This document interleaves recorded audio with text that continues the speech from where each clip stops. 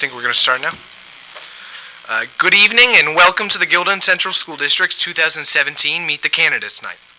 I'm Lakota Lustig and I will be the moderator for the forum this evening. This program is sponsored by the Guilderland PTA Council and produced by the high school's media department. The goal of this program is to bring forward the views of the candidates that are present here tonight. There are 5 candidates for the 3 available positions on the Board of Education. All positions are for a 3-year term. The candidates are Timothy Horan, Christopher McManus, Sean Maguire, Allan Simpson, and Judy Slack. This evening's forum will be organized as follows. Each candidate will have the opportunity to give a 3-minute opening statement introducing themselves. Directly after this, we will begin our questions which have been prepared by the PTA Council members. Each candidate will have 2 minutes to answer the question. At the end of the questions, each candidate will have 3 minutes for closing remarks. Questions from the audience are welcome and will be reviewed by PTA Council representatives. Tonight's proceedings should last about 2 hours. There will be no literature distributed. If you are all set to begin, I would like to wish the best of luck to all candidates, and we will begin opening statements with Timothy Horan. Okay, thank you. I'd like to start out by thanking the PTA Council for sponsoring tonight's forum, and also say thanks to the other candidates for their service and choosing to run for school board. No matter what happens next week, the community is already a winner because you have a choice. I'm Tim Horan, and according to my second graders, I'm actually running for president, which is really good. They also call me Grandpa sometimes, so you have to take it all into consideration. My wife and I have a combined 58 years of experience, all in Guilderland. We've taught over 1,000 children. Barb's been at Westmere and Guilderland and has 28 years in service. I've been at Westmere and Pine Bush since it opened, and this is my 30th year in service. We've raised our family here. Our 2 boys went to Linwood, the middle school, the high school, and then they've gone on to college in the Rochester area. We have a lot of heart and soul invested in the community. And that's why I'm running for school board, to stay invested and make sure Guilderland students get the same education our boys received.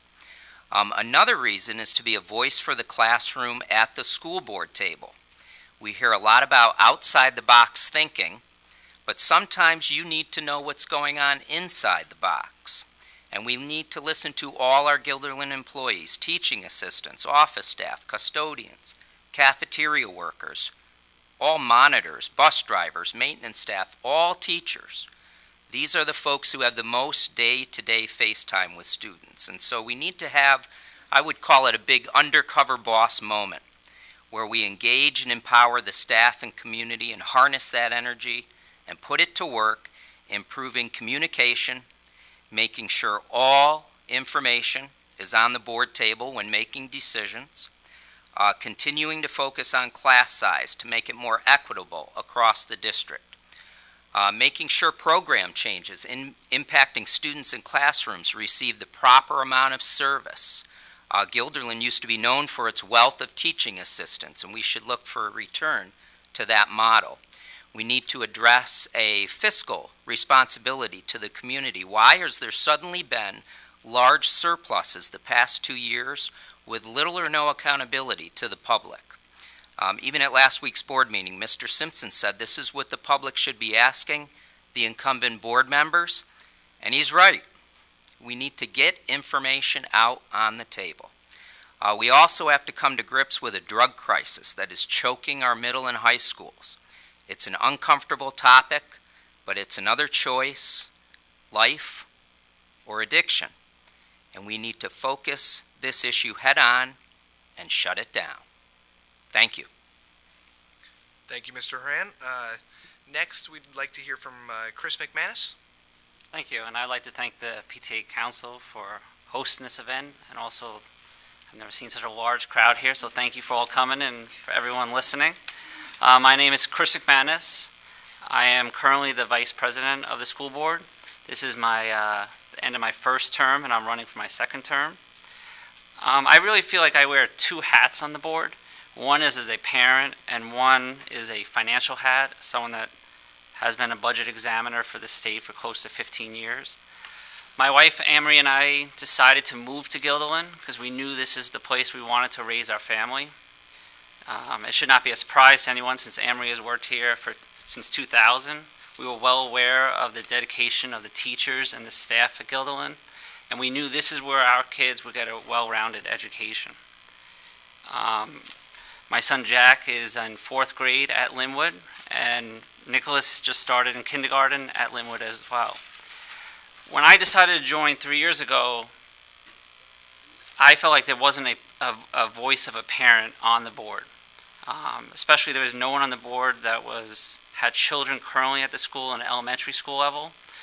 So I thought I could bring those concerns directly to the board, to be the voice of the parent who struggles day in and day out with having children, with trying to meet the tests, to trying to do homework, which I have to say is sometimes embarrassing, the difficulty of trying to do 2nd grade and 3rd grade and now 4th grade math. And I know how difficult it is for teachers because they're not only teaching sometimes the children how to do the homework, but they also have to set up workshops for parents to do the homework. So I really felt over these last 3 years, I've attended PTA meetings and I've talked with parents and I've raised those issues directly to the board. For my financial hat, I'm currently a principal budget examiner at the Division of Budget. I've been a budget examiner for the state for, as I said, close to 15 years, first with the New York State Senate and now with the Division of Budget. And one of our main responsibilities is the budget. And I really feel like I'm able to ask tough questions, demand answers, and really look at the numbers to figure out what is going on with the school budget and hold the school accountable. Thank you. Thank you very much. Next, we're going to hear from Sean Maguire. Lakota, thank you, and I want to thank the PTA Council as well for hosting this, and so many of you for turning out tonight. I hear from others that this is a fantastic turnout for this type of event, and having been on this side of the table before as a fire commissioner trying to do budget hearings, and really being one of the only people in the room, this is really outstanding. So I'm going to talk a little bit about why I'm running for school board. I've tried to get that message out through the petitioning process and as well as through the campaigning process. And I thought about it long and hard over the weekend and today, and I found one word that really sums up why I'm running, and that's dedication. And that's dedication in 3 areas. The first and foremost is to my children and to all of our children. We have a tremendous asset here in the Guilderland School District. In fact, Guilderland was the only place that my wife and I were purposely going to buy our first home. We went to great strides and lengths to make that happen. And in fact, when we went to buy our second home, we went to great strides and lengths. In fact, packing the entire family into a 2-bedroom apartment with a den. It's not easy with 2 kids, just to make sure we found the right home to keep everybody right here. And so I'm committed to ensuring that we provide the most top-notch education for all of our students. And necessary to that is an ongoing dialogue with teachers and administrators, and I really appreciate Tim's comments about having a real open door to understanding what's going on. And so that's critical. The second piece is sort of dedication to my profession. I'm the Director of Economic Development for the Capital District Regional Planning Commission. That's a dream job for me. I really love what I do. And throughout all of the discussions and the work that we do, one thing that we talk about a great deal is workforce. And where does preparation for workforce begin? It begins right here at the school level. And so education is a critical resource when we talk about building great communities and attracting great opportunities for our children and for you and I as well. And so having a top-notch school system, having a top-ranked school system is again, critical to that, and I'm committed to protecting that, preserving that, and promoting that. The second piece is dedication to community service. I've been an EMT for 20 years. For the past 15 years, I was a firefighter for the Westmere Fire Department as a volunteer. I've served 5 years as a fire commissioner, so I've got a good handle on what it takes to address your concerns in the public and respond to those needs. I'm a critical thinker. I think on my feet. I always try to anticipate the unanticipated, which is what we're trained to do as firefighters, find another way out of the fire. And so there are times, I think, at a board level where you find yourself in the midst of a fire and you've got to find your way out. And so I look forward to bringing that experience and training there too. So Again, I appreciate all of you being here tonight, and I look forward to the rest of the conversation. Thank you. Thank you very much. Next, we'd like to hear from Allan Simpson. Good evening. I'd like to thank the PTA Council and everybody for showing up for today's Meet the Candidate. My name is Allan Simpson. My family and I live in the Linwood catchment area, and I have had 2 children who have graduated from Guilderland. I have 30-plus years experience working in finance and accounting. The past 18 years as a director of accounting in the insurance industry, and prior to that in the private sector as a financial analyst and controller for an international railroad brake manufacturer. I want to highlight a couple things. I've been on the board. This will be my 3rd time for re-election for a 3-year term, and I've also had a 1-year term that I finished someone's term that resigned from the board. The primary purpose of my speech tonight is to expand upon the reasons why I voted no for the budget that was put up before the board. I was the only member to vote no for the 2017-18 budget. I voted no because I do not support the proposed tax levy increase. During 2015-16, the district had a budget surplus of approximately $900,000 in revenues and $2.4 million in favorable expense spending that were used to increase the district's reserves. It is forecasted during the 2016-17 budget we will see similar results. The May 2002 board meeting fund balance estimate report indicated surplus revenues of approximately $100,000 and favorable expense spending of approximately $2.1 million.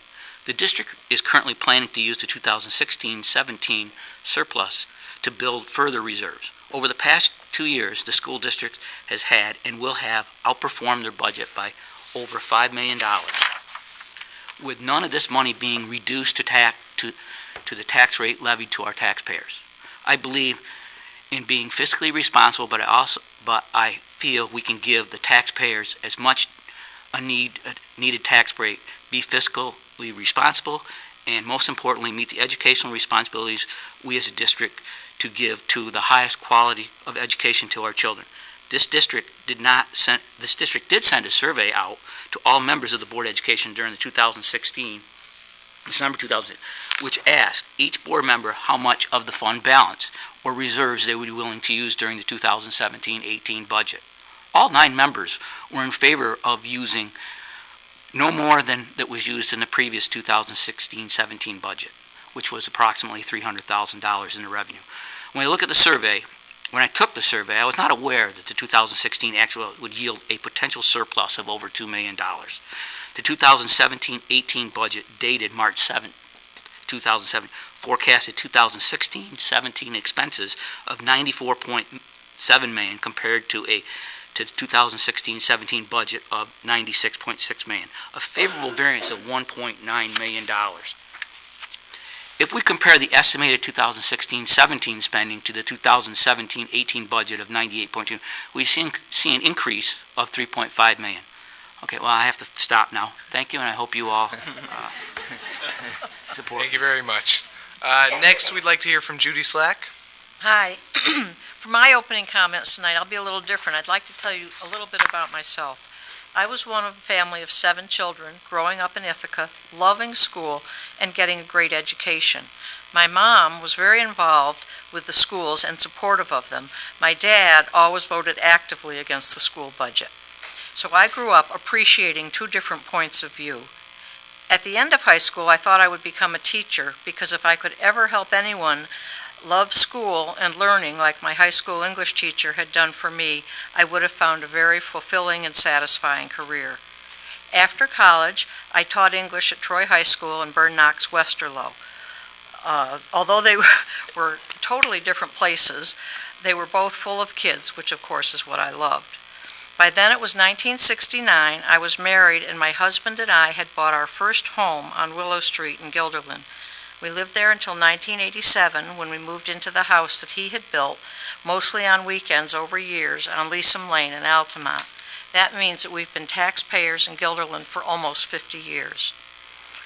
Our 3 children all went the whole way through Guilderland schools, beginning in 1979 and culminating with graduation in 1996.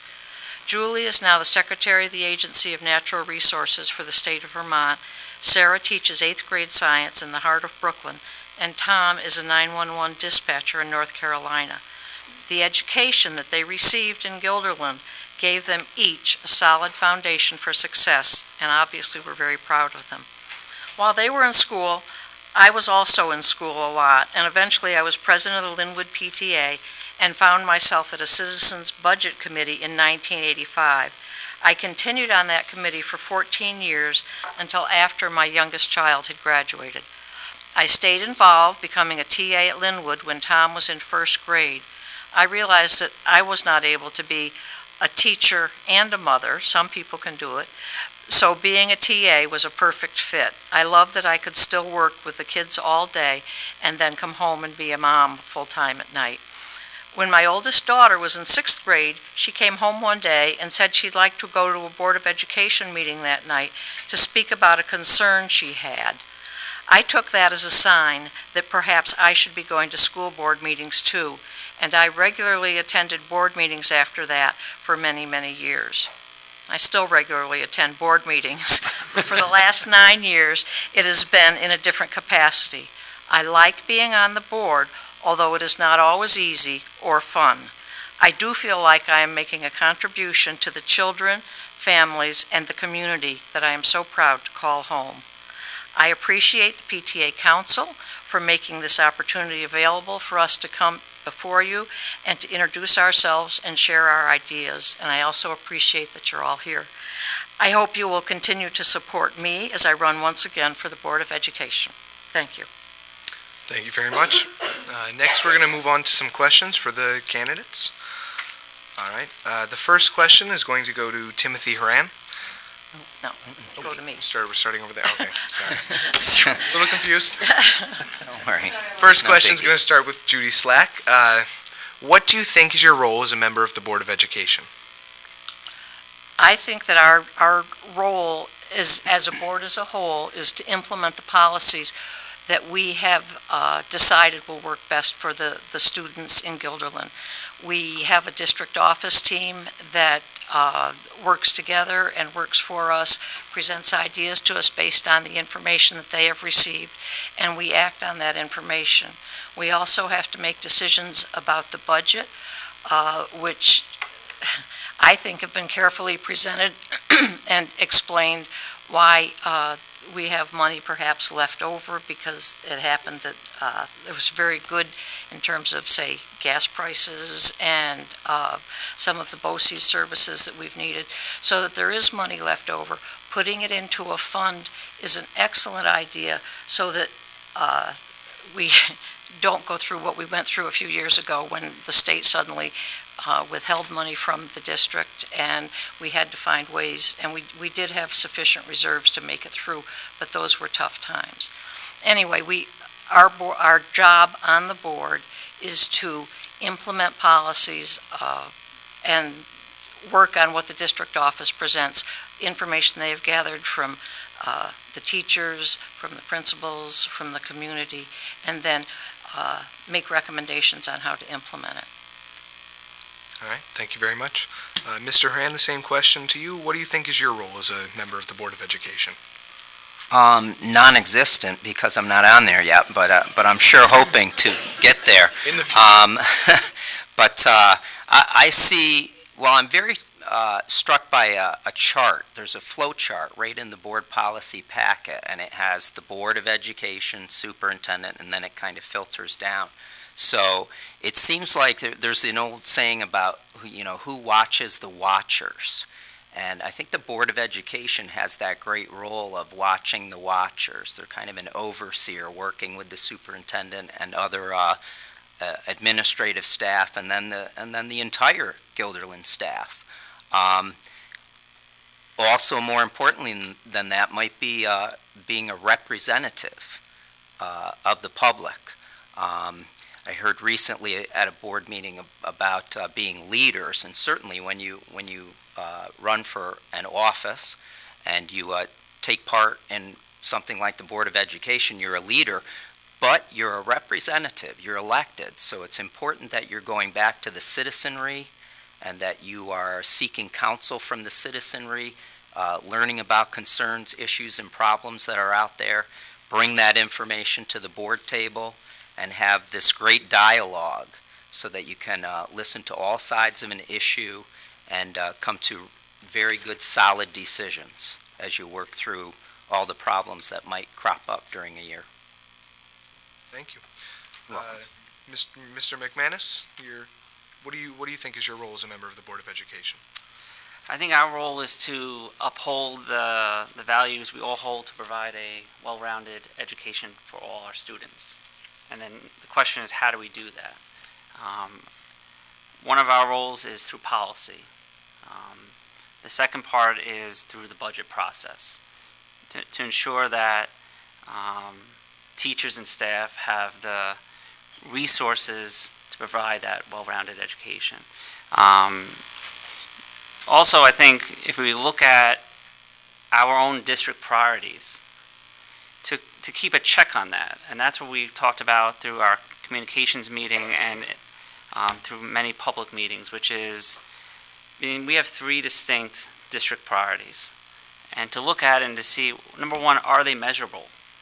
And second, are we holding true to them? I thought it was a good idea this year that the board members were asked not to just add budget items or their wish lists, but to actually look at those priorities and add items that are focused strictly on those priorities and what we're going to do in order to enhance those priorities and reach our goals. I think in the future what I would like to see is then the budget process itself talk more about how the budget is going to move us in the direction 5-10 years down the road to meeting those priorities, to continue those priorities. And I think it's to be an advocate. I mean, I think everyone would tell you that I have an open door policy. I talk to parents, I talk to staff, I talk to teachers. And, you know, when people bring up questions and comments to me, you know, I try to investigate. You know, perfect example was, you know, the occupational therapist position, which we'll talk about, I'm sure, later. I listened to the parents, and I was the only board member that tried to save that position because, to me, you have to listen. Sorry, I'm sure we'll get into that as well, and also the budget. All right, thank you It's very hard. much. It's hard to explain in 2 minutes. But. Fair enough. No, it's not your fault. The next question same question for Sean Maguire. What do you think is your role as a member of the Board of Education? Yeah, I outlined this into really 3 areas. I think the role of a board member, first and foremost, is to be a steward of the district's resources, everything from fiscal resources to physical resources. It's this board that sets policy and levies the tax on the homeowners, and I think that's a tremendously significant responsibility to be put on you. And there are some challenges out there, and I realize that was an issue that came up during the budget formation process this year regarding the cobblestone schoolhouse. And listen, it's a small item. But in terms of that stewardship and that responsibility, trying to find ways to address those, and I'm glad that it did work out in the end, I think is critically important for the Board of Education. I think the board is also a champion and a cheerleader for the school district. That means supporting the teachers and their ideas to deliver the highest quality education that I talked about earlier. I think it's important for the board to defend some of the hard decisions that also have to be made too. I understand what it's like to have to make a hard decision. I spent 5 years as a fire commissioner having to build the Westmere Firehouse and the project delays that were associated with that. And I had to defend myself in the supermarket and defend the board and what was going on. And I wasted a lot of time trying to fix problems that weren't created by us. But again, that was my responsibility. I had to take that on and respond to it. And the last piece, and that also sorts to go into the area of being a representative and being accountable to my friends, my family members, my neighbors. I went door to door to collect signatures through my neighborhood and had a great conversation. And I know that they're going to know who to go to next year when they're not happy with something that the school does. And I'm happy to take those calls and questions and emails. I think that's critically important, to be accessible, to hear what's going on in the community is, again, another ultimate responsibility of a board member. Thank you. Thank you very much. And lastly, Allan Simpson, what do you think is your role as a member of the Board of Education? Okay, my role as a member of the Board of Education is, in my opinion, we are kind of like a silent partner with with the whole school district. Our job is to basically to set policy and to review the budget process to make sure that things at the school are running smoothly and the services that we are being asked to give to our children we're getting the biggest bang for our dollar. I think that it's important for us when we're reviewing things to make sure that we get as much information as we possibly can. I think as a elected person, I am a big advocate of listening to, and I'm always willing to listen to people's new ideas and come up with solutions. It's really a partnership being on the board between the administration, the teachers, and the board members to be able to come up with what the best outcome can be for all of the kids that go through this school district. I have a lot of experience when it comes to accounting and budgeting, and that's where my strength is. But I've learned an awful lot while being on the board. I mean, it takes a lot of different personalities to make the board work, and I think that over the 9 years that I've been on the board, I think that for the most part, most of us have done a pretty good job at listening. I will say, though, the cobblestone school, in this particular thing, I was a little bit surprised that we spent so much time talking about a $30,000 expenditure when we had a $1.9 million surplus. I mean, that doesn't seem like that's in balance to me. I think we need to be more cognizant of what our expenses are as well as our revenues and making sure that we are giving the best value to our taxpayers and our students so that they feel as though we are doing the best job that we can. And I think having back-to-back surpluses is good, but we need to give back. All right, thank you very much. The next question is we're going to start off with Mr. Horan. And the question is, what do you think are the strengths of the Guilderland Central School District, and what would your role be in protecting and building upon these strengths? The strengths, no doubt, in my opinion, are the staff all across the district. It's always enjoyable to just be in a room with your colleagues. We were scoring tests yesterday and just being around my colleagues, second grade, third grade, fourth grade. Fantastic experience. I mean, you really get goosebumps when you're in a room with anyone from the high school, from the middle school, from the elementary schools. It's always rewarding to be around them. And just interesting experiences this year. I was lost, of course, in the high school one day, badly lost. And I asked for help from a custodian, and she was so pleasant, so nice, and she didn't just give me directions, she walked me right to where I needed to go. She did not have to do that, but that's the kind of Guilderland employee we have all over, the bus drivers, the custodians, the clerical staff, anyone you run into. That is the backbone of Guilderland. I think it always has been in my 30 years.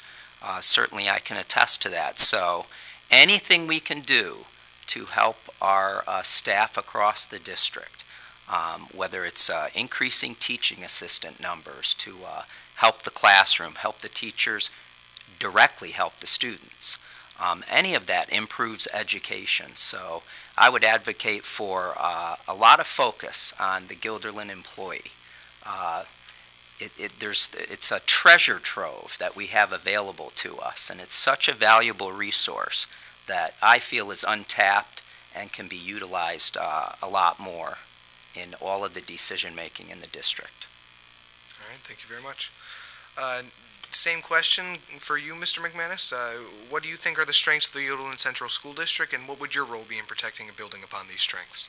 I think we're all going to say the same thing that Tim just said. Maybe different words, but the same sentiment, which is, I mean, as even Sean said, I mean, I moved here for, the reasons I said earlier, which is I knew the dedication of the teachers and the staff and the parents and grandparents and the community. I mean, we're all in this together, and we work hard to provide the very best for our children and for the students. It was an easy choice, like Sean was saying. I also moved into an apartment to build a house, and most of the people in my community, when I talk to them, they're all, for the most part, new residents, and they all say the same thing. Guilderland has a reputation, and it's a very good reputation. And I think about it every time that I go to the board meetings, and that's why I ask tough questions and demand answers, and I really look through the budget and, try to protect as much as possible, what is helping, continue to grow our base, to help the teachers, to help the staff, to help the community, because we're all in this together. And my wife and I are very happy that we chose to move here. Both my kids, as I said, are at Linwood, and we're very happy with their education. And I've sat down with the teachers and worked with the staff, and you see it firsthand. But Guilderland definitely has a reputation, and it's a strong reputation, and we're here to make sure that continues. All right, thank you very much. Mr. Maguire, the same question for you. Well, I was going to say the pool here at the high school, but since we don't have a pool at the high school. The third floor, right? On the third floor. And again, it's the teachers. It's the teachers, the teachers, the teachers. I'm glad to see two of my daughter's teachers here this evening, and I think that's fantastic, and I apologize for anything that's gone on this year or last year.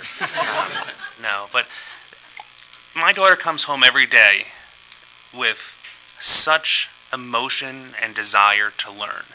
And in fact, it's a battle we have each night. And I attribute this back to the teachers, as I have to tell her to turn the lights off and go to bed and stop reading. I mean, it's unbelievable, because I know other parents that don't have that same problem. But I know that, and I shouldn't even call that a problem. That's the worst way to put it. That is remarkable to have instilled that upon my daughter, this desire to learn and to explore her world and to express herself. I don't think I'd get that in other places. And that's why I think that this school district is just a fantastic resource. And I can only imagine the opportunity that's going to provide her moving forward. It's hard to sort of think 12 years ahead and what the outcomes are going to be, but I know we're in the right direction. And I'm excited to have my son start kindergarten in the fall. I'm not sure the kindergarten team is ready for him yet, but sorry, that's the law. And finally, coming from a fire department background, these schools are really safe, a really safe place to be.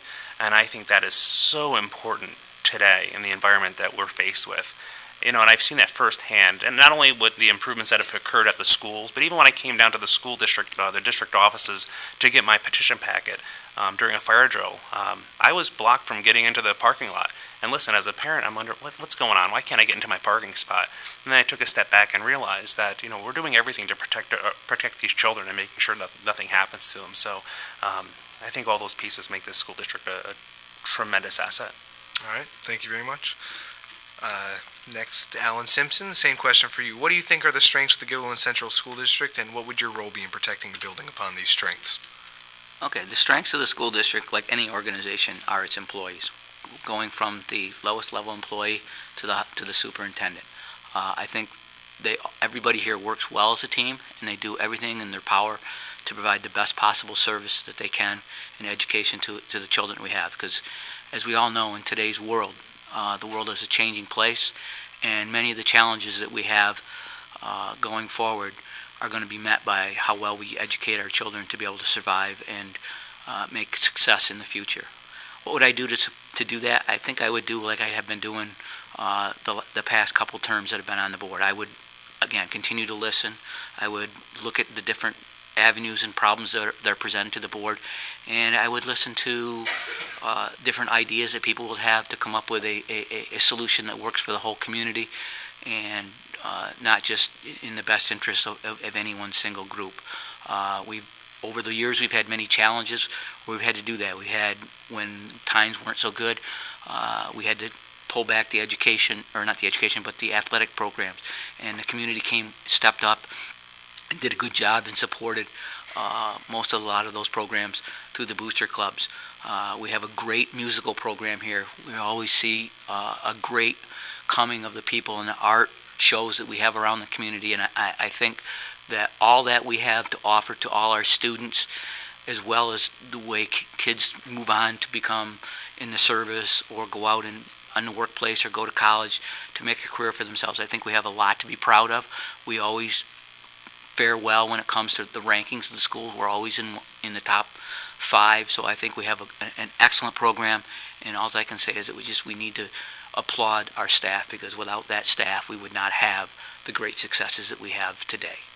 Thank you. All right. Thank you very much. And lastly, Ms. Slack. Thank you. Again, it's the employees, and it's not, it is the teachers, but it's also all of the other employees at every level, because everybody's here because they want children to succeed, and that's just wonderful. But another thing that I think is important to the strength of the district is the fact that the community supports what we're doing. It's not they send their kids here and hope for the best. They support us. They appreciate what we do, what we have done, and I think that's just a marvelous thing to have, and we're very lucky. Also, I think everybody who's working here, working for the kids, the board represents that, working for the kids, and it is a strength that we have. The people who the board works with generally is the district office team, and they're also looking out for the children, looking out for the teachers, and pulling everything together for us. So we're very lucky to have everything that we do in this community. It's supportive, and it's strong, and it's sending us terrific kids that are enriching our lives as well as them learning from us. All right, thank you very much. And now we're going to go on to our third question. We're going to start with Mr. McManus this time. Mr. McManus, how do you plan to make informed decisions with regard to items before the school board? Okay. I think people have seen it over the last 3 years. I think it's important, number one, is that you attend the meetings. That's the start. The second part is you're prepared. And by being prepared, you talk to the people in the community, you talk to teachers, you talk to staff, you talk to parents, about certain decisions. I mean, one thing I say is, on some of these things, is I'm out on the ground level. So I think it's important to discuss to those that are on the ground level to find out the information. And anyone who has attended the meetings, which I know is not many, but I hear they watch them on TV, they know that I ask a lot of questions. I sometimes ask tough questions, and I'll continue to ask questions until I get answers. And I think that's what we have to do as board members, is that you continue to ask the questions and make sure you make an informed decision. It might not always be the popular decision, but I think people will respect you if it is an informed decision. And one of those decisions was, as Allan mentioned last time, was we did have a surplus. And one of the first things that I asked was, can we give that money back to the taxpayers? And the answer was, there is no mechanism right now to do that. So then the second part of that question was, well, what can we do in the future for surpluses? And that's when we sent it to business practices, and business practices came back with the capital reserve fund. And to me, instead of voting no on the budget, I think that is the right avenue. One thing you have to understand is, under the 2% cap, that if you take $2 million out, number one, you're going to impact the tax levy for next year. So then you're going to be back in the same spot, raising higher taxes probably. And the second piece is that is now a $2 million hit to the revenue source. So how are you going to make it up next year if you don't have a similar surplus? So I hope people support the capital reserve proposal that's in the budget, because that is a way to give back to the community, which we'll discuss more, I'm sure. Next up, we're going to go to Mr. Maguire, and same question to you. How do you plan to make informed decisions with regard to items before the school board? Sure. I think Chris said it well, as being well prepared for the meetings ahead of time, doing my research, doing my homework, having conversations with other board members, picking up the phone and talking to the administration. I'll probably even talk to my children's teachers about the things that are going on, for certain, because those are the people I have direct access to. People in the Westmere part of town know that I'm no stranger to stopping them in the supermarket and starting a conversation. Sometimes that goes both ways. Sometimes I don't get out of there as quick as I'd like to. Sometimes they don't get out of there as quick as I'd like to. But I get a lot of valuable feedback as to what's going on in the community. In today's day and age, you have to embrace things like social media. I've done that. I've asked for constant input on what's going on, and I'll continue to do that. I'll continue to make myself available by phone, by email, in person to discuss these issues that are so critical. I think also being a well-educated board member is important too. So any opportunity there will be out there to further my knowledge and experience as a member of the Board of Education, I expect to do so. I do that professionally as an economic developer. I would do that just as well as a board member. Thank you. All right. Thank you very much. Mr. Simpson, same question to you. How do you plan to make informed decisions with regard to items before the school board? Okay. Much like my other two colleagues next to me have said, I think it's very important to attend the meetings. I think it's important to read the materials that are sent to you and understand the materials. I also think it's important to listen to the community when they approach you and ask you questions or to bring up something. I also think it's important that when we discuss and take votes on things at meetings that we have open discussion, dialogue, and not just a motion with no discussion. I think it's important for the community to understand the decisions that are being made and that we're not just unanimously voting on the things that are on the agenda. One of the things that I would like to see us do a little bit more is to limit some of the things that are on the consent agenda. I think this past year and most recently in the budget, I think we need to put a little more focus on how we're doing in the financials, and I think making that a component of the consent agenda where we don't openly discuss what our current operating plans are. We spend an awful lot of time talking about the development of the budget, but we spend no time, hardly at all, in public discussion about what the actual results are in a given year. I come from the private sector, and I'll tell you what, when we go to a board meeting, or I go to a board meeting, we're constantly being asked to measure the actual results to our budgeted results, and I find it somewhat perplexing that we don't really take that same level of attention when we're talking about it at the board meetings. I also agree with Chris. I mean, I think that we need to have some reserves. I'm not advocating that we give all back all of the $5 million. I'm just advocating that we show a good gesture to our taxpayers and we show some relief. I recognize that it may have some impact on the levy going forward. But again, we're in the community. We're part of the community. We need to be good stewards of the community and give back sometimes when we have a little excess.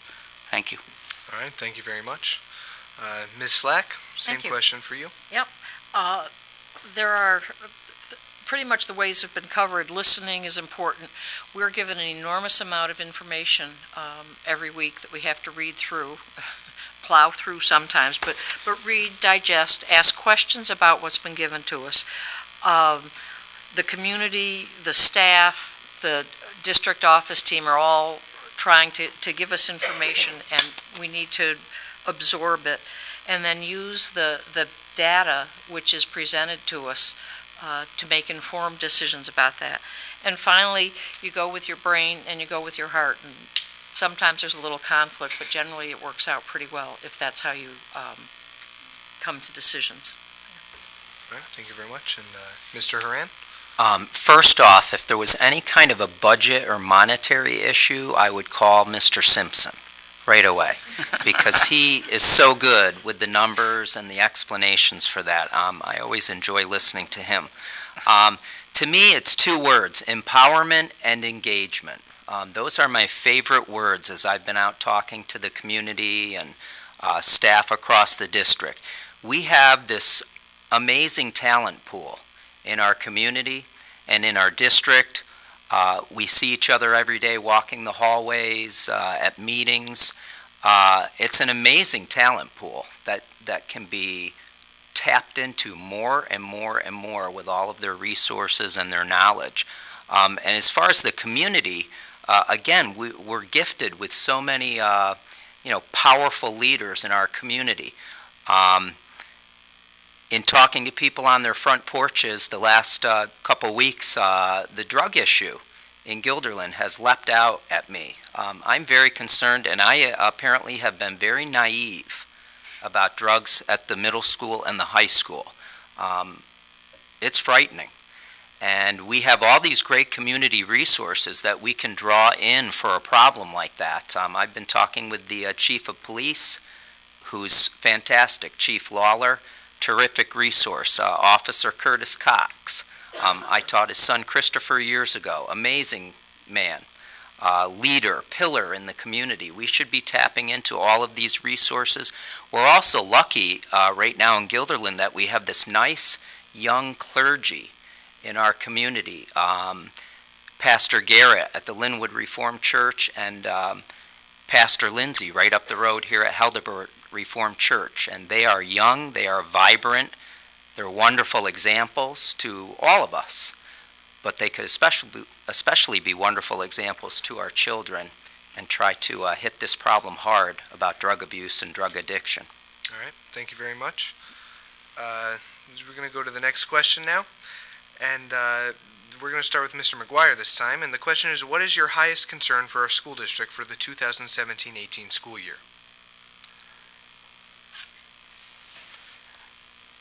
You know, I think my concern is always going to be, as a parent, is providing the right resources for my children and all of our children. Times are changing. Raising kids is much more difficult than it was 20, 30 years ago. The amount of emotional challenges that exist in a classroom, the amount of social challenges that exist in a classroom, the amount of special needs that students have is unlike anything that we've seen before. I think we're doing a good job at addressing those needs and providing the supports to the teachers to help those students be successful. But we have to be on top of that. And I think the moment that we start to slip or slide puts those students at risk. And I've always believed that what a society does to protect its most vulnerable, especially vulnerable children, speaks a great deal as to what we believe in and what we truly value.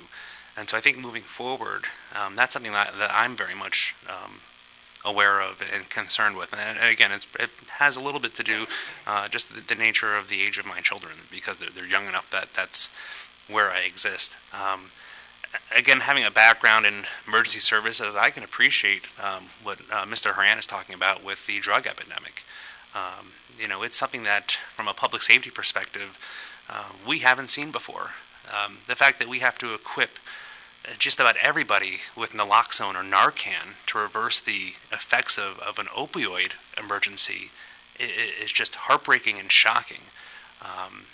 You know, it seems that every day in the news I hear a little bit more about somebody else that has Narcan now because there's a challenge, or restaurants are locking restrooms because somebody's going in there to get a fix. We have got to stay on top of these things. We have got to stay on top of the needs of our students, both emotionally, socially, and from those risk areas that Mr. Herron also brought up. All right, thank you very much. Mr. Simpson, same question for you. What is your highest concern for our school district for the 2017-18 school year?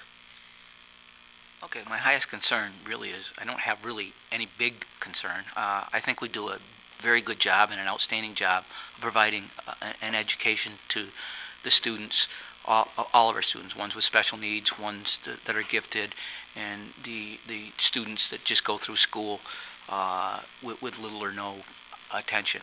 I do agree with Mr. Horan that we do have a very serious drug epidemic in the United States, and I think that I'm not really that naive because I have two kids. One is 8, one's 19, one's 23, so I've seen some of the narcotic stuff, so I got my eyes open a little bit. I'm not very close to it or anything like that, but I do have seen some of their friends and some of the things that they have had to go through with a loss of life with a couple of my son's friends, and it's not a pleasant thing to see. I think more attention needs to be brought inside the school, much like there was back in the 70s and the 80s when there was a no smoking, or to get people to quit smoking. I think more focus needs to be put on how dangerous those drugs are, especially the opiates, because the opiates today are very cheap and they're very, very, very accessible, and I think it's very important for us to protect our children, to make sure that they stay out of harm's ways. So, thank you. All right, thank you very much. Ms. Slack? Well, first of all, I think that looking back, we took a survey and asked parents in the community what was their greatest concern. And their greatest concern, and also the students who answered, was for safety. And I think that we have addressed that issue in a lot of ways. getting into the school is not as easy. So the students, when they're in, are safe. I think when they are in the school are safe. And so I hope that we've met at least some of that. And I think the concern was not that we aren't doing it, but that's what people are worried about, is that their kids will be safe. And the children are as precious to each one of us as they are to each of you, and I hope you understand that. Another thing I'm concerned about is that children don't fall through the cracks, that we don't lose kids. They're quiet and sit in the back of the room. And I think our staff is very attentive to this, and I don't think that children do get lost, but that is a concern, because then those are the children who may turn to other forms of security, which might be drugs. And also we need to meet the needs of the teachers and the staff so that each of the children that they're working with can be successful and can learn. And if we can do that, I think we'll have an even better year than what we might hope for. All right, thank you very much. Mr. McManus? Mr. Horan? Oh, Mr. Horan, sorry, I'm totally... Quick name change there, that's okay. My bad, sorry about that. Now I can talk about being on the board, that would be There you good. go, all right. Don't get me in trouble. No problem, right, yeah, sorry. I'll pivot a little. I mean, I still think the drug issue is huge. I think that's the flashing siren issue, but since I've talked about it already, I'll talk to class size. Class size is one of the issues that is perennial in the school district and has a major impact on students, teachers, teaching assistants, all staff, special areas.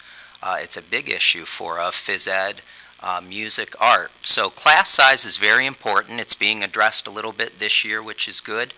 But there's been this fluctuation, and there's still this disparity across the district. Sometimes you'll have a building where you have 5 sections, go to 4 sections, go back to 5 sections.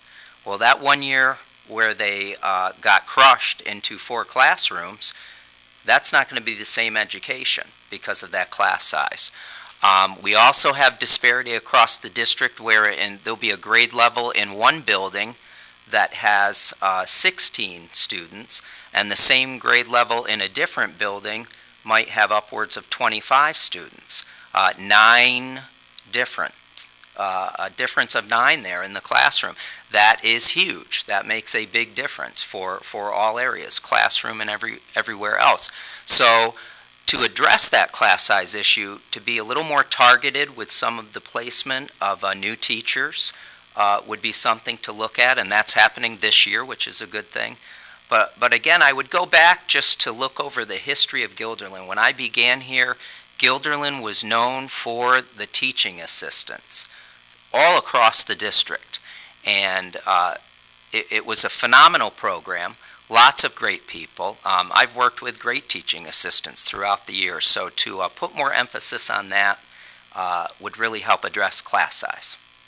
All right, thank you very much. And Mr. McManus for real now? Thank you. I think the important challenge ahead is our vision. I think it will be a mistake. You know, we had years of cuts, and now state aid is going back up. I think it would be a mistake just to add back to what we originally cut. I think that we need to look at where do we want to be in 5, 10 years down the road, and then use the budget to help us get to that point. You know. And I remember the day I started on the board is the day the capacity study came out, and I don't want to get back into that because that was tough times. But one of the good things from that was we had a large community conversation. And from that community conversation, we really talked about the values of our district. And closing a school did not adhere to that value. And then what did adhere to our values? And we had great information from those meetings. And I think from that, we should have more of those community conversations. You know, in this budget process, there was a difference between what the administration was saying and what special needs parents were saying, whether or not we needed an occupational therapist. And at the end of that meeting, I challenged the district and the leadership to sit down with the parents, have a community conversation, and discuss what is changing. We hear this buzzword, you know, inclusion. But what exactly does that mean? in 5 to 10 years, what will it look like? What do we want the results to be? And do we have the proper resources to ensure that we reach there in 5 to 10 years? Tim made a good point about class sizes. That's another conversation we should have, especially now that we talk about inclusion. What are the right class sizes? We had certain levels. Well, now you're adding inclusion to it. Should that be changed? Why is it different in building to building? Explain. Let's have a conversation. And I think that in the board meetings, I think one of the reasons why people do not come to the board meetings is that they don't see the value of it. And I think that if we had these type of conversations and brought people together, I think we could have a more productive time and really learn more about our values and what we can do in the future. All right. Oh, I'm sorry, I didn't see Thank it. you very much. Don't worry, you weren't that far over time. Don't worry. All right. On to the next question. We're going to start with Mr. Simpson this time. And this question is, how do you feel about inclusion? What would you do to ensure that there is enough support to teachers and staff for this initiative to be beneficial to all the students? Okay, well, I think inclusion's a good thing. What I don't know, because I'm not an educator, is what it entails from A to Z. I know we are in the midst of trying to move from our current model of teaching to a more inclusive model of teaching. But when it comes to the discussions we've had at the board, I find it somewhat hard to understand because I don't think we get as much information as we might be able to get. And that's not a knock on the administration. I just think that from a non-educator and an educator talking about it, I believe they may know more things that I don't know off the top of my head. And sometimes it makes more sense to bring things down and make them simple so that people that aren't in the industry understand how that works. We have wrestled with that for the last 2 years. We've asked, what the cost of inclusion is going to be. I don't believe we know what the cost of inclusion is going to be. I think it's important for us to understand what the cost of inclusion is going to be so that we can we need to be able to put the proper resources so that we can do it and do it right. It's one thing to say that we're going to do inclusion, but if we don't back it up with the resources to do it, we're really not doing any service to our kids, and we're not doing a service to the community. I've seen from some of the presentations that Damien has put on, and some of the presentations that the kids have brought on, I think it brings a lot of value to the kids, both the exceptional, the average learner, and the kid that has special needs. I think it makes people feel more engaged in the process of learning, and I think it yields a better product here at Guilderland if we do inclusion. But again, like I said before, in order to do it right, we need to have the proper resources addressed to it so that we do it right and everybody wins from it. Thank you. All right, thank you very much. Ms. Slack? Thank you. Inclusion is part of what we are in Guilderland now, and it is important that the children are all together. And having seen some of it at Linwood and how well the classes work, it's a wonderful thing to see the children just so accepting of each other without recognizing their differences. Just they're all kids in it and learning together. I think that we do need to make sure that we have the resources for it, and I think that that's been included in the budget so that these needs will be met. It's a different kind of classroom situation, and there are maybe more adults in the room at some time so that the children who have special needs are getting the services that they need, and that the classroom teacher is not left to deal with all of this, or the special area teachers also are not left to deal with students who are struggling in many different ways. So it's important, and it's where we're going, and we need to work to find the best ways that we can to make sure that the needs of each child is met, so that each child, when they leave Guilderland, is ready to be a member of a large and different society, because they will have come in contact with more people and more experiences and more learning. And I hope we can do that for them. All right, thank you very much. Mr. Horan, same question goes to you. How do you feel about inclusion, and what would you do to ensure that there's enough support to teachers and staff for this initiative to be beneficial to all the students? Last week there was a meeting, either last week or 2 weeks ago, there was a meeting at the middle school about with a new group of parents who are forming a PTA, and they are parents of special needs students. And one woman commented towards the end of the meeting, she said that she always looks forward to 10:30 every night because she can go up to her room and cry. When I heard that, that had a big impact on me, and so inclusion is extremely important, and you have to do it right. You have to do it with full support and full education on the whole topic. An interesting thing is that inclusion has always been present in Guilderland. In my second year, I had a Down syndrome student that was mainstreamed into my class pretty much the full day, and that will go down as one of my favorite years of 30 years of teaching. I'm not sure who learned more. We learned as much from her as she did from us. It was quite a nice experience, but you had a lot of support. And that's what, again, that goes back to the teaching assistants, full-time teaching assistant in the room at that time, Angie Vanderlinden, fantastic woman. So if you're going to do it, you need to follow through. We have Julie Costin, who is a consultant, and we have to follow what she says. We have to have the proper supports and all of the proper needs to address the students in the classroom, and especially be careful when we're in the phys ed area and the special areas, because then you tend to get larger classes, so there's some safety issues that need to be addressed with that. But inclusion is a fantastic thing, and Judy's right, it is what Guilderland is all about. But it has to be done correctly and thoughtfully, and we can keep working on that. All right, thank you very much. Mr. McManus? So first I want to say about the TAs, some of us in the budget suggested adding more FTs so that we could fill TA positions, and the response to us is that currently they cannot fill the TA positions that they already have.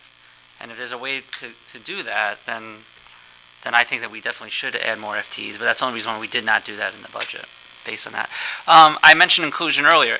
I mean, I think the meetings, I've asked this question over and over again at the meeting, and I'm still not satisfied with the answer, which is, what will inclusion look like 5-10 years down the road? I know I'm repeating myself, because that's really the question. And I talk to parents of special needs, and they bring up the same question.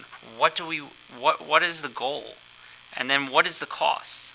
Allan mentioned this too, and I think we both have repeated ourselves over and over again, and again and again and again. When it's finished, it started in 9th and 10th, 11th and 12th in the high school and throughout the building, what will it look like and what is the cost?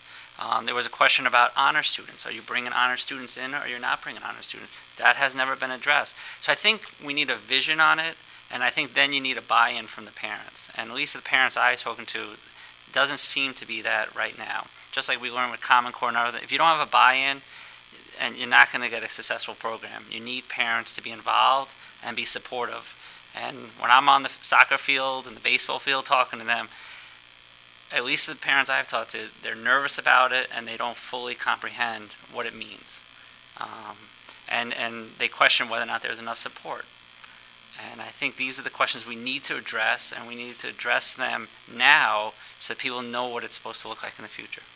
All right, thank you very much. Mr. Maguire? Yeah, I think, inclusion is one of those buzzwords these days, right? I mean, we talk about it constantly.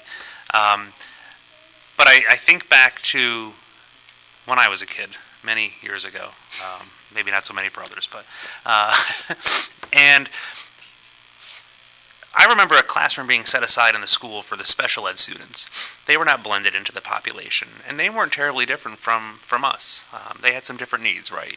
And I sort of contrast that to the experience we've had at GES with blended classrooms, where students with needs are part of the mainstream population. And kids are terribly, they embrace each other, regardless of their ability. And I think that's magnificent to see that develop. I can't imagine having my child removed from the experience of the general classroom because they have special needs. I think that the classroom gains so much more by working together with all of those students. But it's necessary to have those right supports, and I mentioned that previously. I didn't highlight on the TA issue. I did make the notes, and I kept meaning to talk about it. And I look forward to having the district return to a TA level that it's experienced before. I'm glad that the board addressed the needs of OT for special needs students, and I think that's going to be critical moving forward. And as I said before, we have more and more students with more and more special needs, and they have to be integrated into the classroom. The other side of inclusion, I think, is social inclusion, and I really applaud the district for what it has done with single-stall restrooms and making those gender neutral, because from an adolescent perspective, there is so much changing socially, and so I think that was a step in the right direction. So I think inclusion has a large range of pieces to it, and I think we're going in the right way. All right, thank you very much. Next question is, we're going to start with Ms. Slack, and the question is, what strategies will you bring to the board that you think might improve the decision-making process? Well, I think I've already brought some of them. I have been on for quite a while. What I like to do when I come is I like to think that I come well prepared and ready to listen and make decisions based on the information that's been presented, sometimes to us privately and sometimes at the board meeting itself. I think it's important to be prepared when you're going to make decisions, and also you have to use judgment based on your experience and what you think will work best for the students, and also, of course, what will be within reason for the community. Because while everybody's first concern is the students, as it should be, we also need to serve our community. And so I like to make decisions based on those two things. All right, thank you very much. Mr. Horan? I feel I'll approach it the same way I do the classroom. I'll bring dedication, I'll bring discipline, and I'll bring information. To me, it's all about the information. I'm not so sure that when decisions are made that all of the information is on the table all the time. So I would like to be able to bring more information from all Guilderland staff, from parents in the community, and get all of it out on the table. Sunlight is the great disinfectant. So when you have everything on the table, all in the light of day, you can make good, well-informed decisions and strong decisions that you don't have to go back on later. Homework, well, I do know a few things about homework. I sure like to give it. But luckily for me, I'll be retired, so I'll have plenty of time to do any reading. I tend to be a bit of a boring person, that I do like to read policy and flow charts and things like that. So that won't really be a challenge for me. I'll enjoy that. But really, I want to bring the voice of the classroom. I have that insight based on 30 years experience. I have contacts across the district, high school, middle school, elementary level, custodians, bus drivers. I want to harness all that energy that's out there. I think that's important. I think that can be very useful in the boardroom. And I think that not only, anytime you do that and the classroom benefits, the students benefit, the community benefits. So it's all win-win across the board. All right, thank you very much. Mr. McManus, what strategies will you bring to the board that you think might improve the decision-making process? It's interesting, when I was doing my MBA program at Clarkson University, that one of the things we talked about was groupthink. And you see it constantly at boards, juries, corporations. You have this great idea, you want to make a difference, and when you join a board, what ends up happening a lot of times is that you want to be well-liked by your fellow board members or well-liked by the district who's running the meeting. And therefore you become a yes, yes, yes. And I think one of the important things is when you look at board members and you look at people joining, especially board members, is have they said no? I mean, if you think about your own life, we've all made mistakes in 3 years. So have they ever said no to the district? Did they ever vote no? And I think that's something important, is that you're willing to look at the questions, look at the answers, and then vote how you feel. And that's one of my strategies, is that I might not always make the most popular decision. I know that. But I think I'm very consistent, and I do my homework, and I look at my own kids, and I look at the kids in the community, and I make a decision that I think benefits them.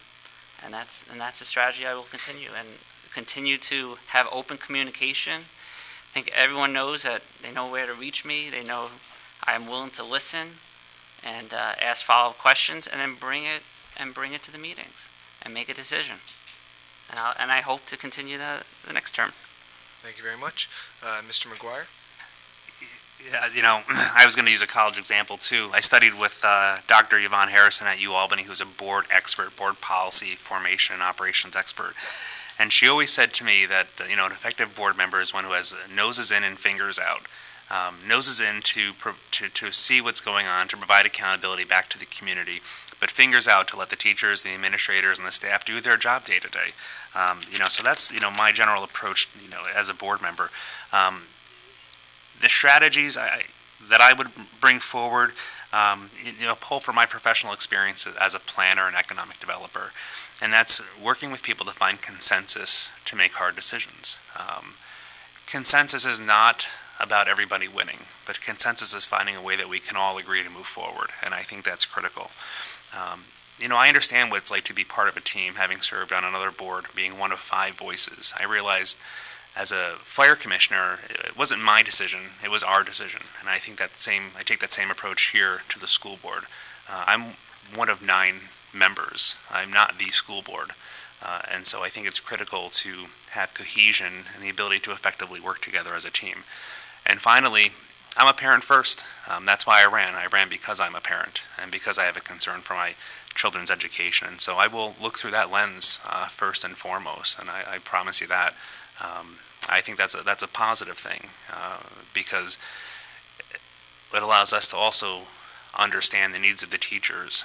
But again, it comes back to the ultimate consumer here, which is our students.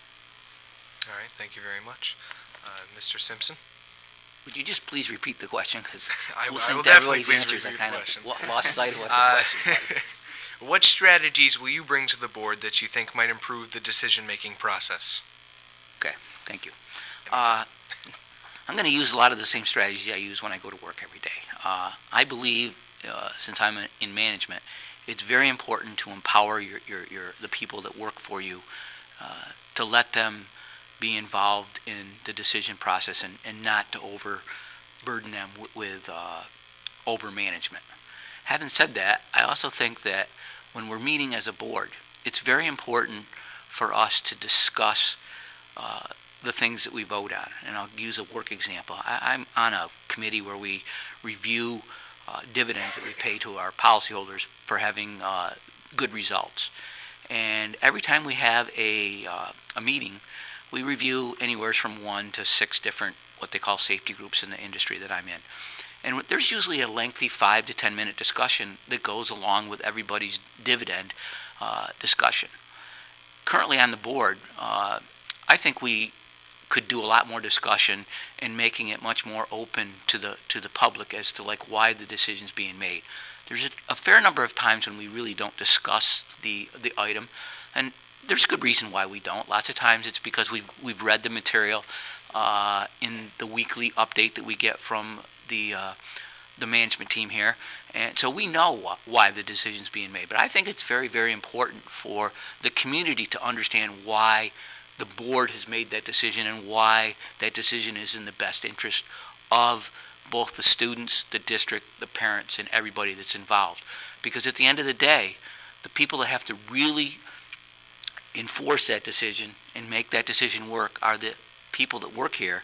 And I truly believe that the people that work here, their best interests have the children at heart. And I, too, am a parent. Unfortunately, my kids have grown up, and I have a different perspective than you do, but I feel it's very important to make sure that the kids that go through the school district have the same opportunity my kids did. All right, thank you very much.